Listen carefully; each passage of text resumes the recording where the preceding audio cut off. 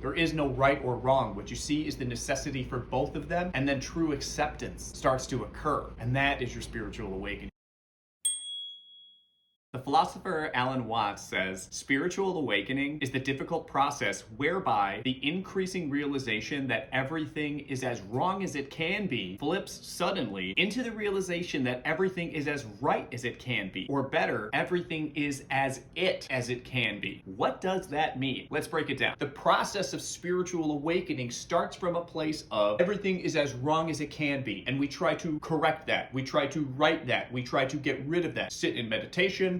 We find God through Christianity.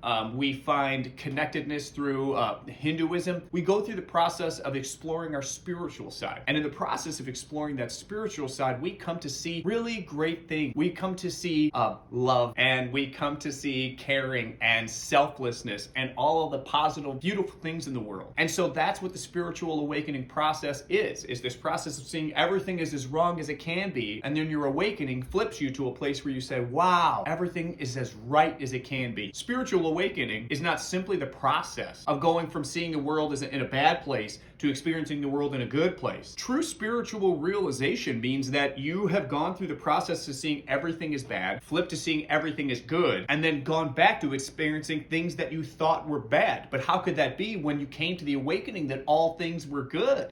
All things are as they are. You also come to realize that in the flip-flopping of going from all things are bad to all things are good, the next flip-flop that occurs is where you say all things are. There is no good, there is no bad, there is only is. Which is tough. Like, it's tough to say, how can that be the case that there's no things that are bad in the world? I mean, don't you know about Hitler, and don't you know about genocide, and don't you know about horrible things? How can you say there is no right or wrong? Yeah, that's a tough one emotionally to swallow. I think that's a really tough one to digest intellectually as well. You have to look at the cosmos for the answers. I look at the moon, and when I see the moon, I don't see a smooth surface. You know, I see the moon with countless craters from being beaten up with violence, senseless violence. Didn't make sense that something would strike the moon. It wasn't calculated. The moon wasn't asking for it. And yet still, it got struck. And still violence occurred, and change occurred, and destruction is part of life. All things are as they are. It's not to say that pain doesn't occur in the world. I'm not saying that suffering doesn't occur in the world. What I'm saying is that suffering occurs in the world. What I'm saying is that states of non-suffering occur in the world. So there is no right or wrong. All things are. When we jump into the judging of the right or the wrong, we inflict our ego and our sense of experience, and it's not truth, it's just judgment. So what does Watts mean when he says spiritual awakening is the difficult process whereby the increasing realization that everything is as wrong as it can be flips suddenly into the realization that everything is as right as it can be? Or better, the realization that everything is as it can be. What Watts is saying is to not view the world as right and wrong, but to accept all things as they are. There is no right or wrong. What you see is the necessity for both of them, and then true acceptance starts to occur. And that is your spiritual awakening, is when a deeper level of acceptance occurs.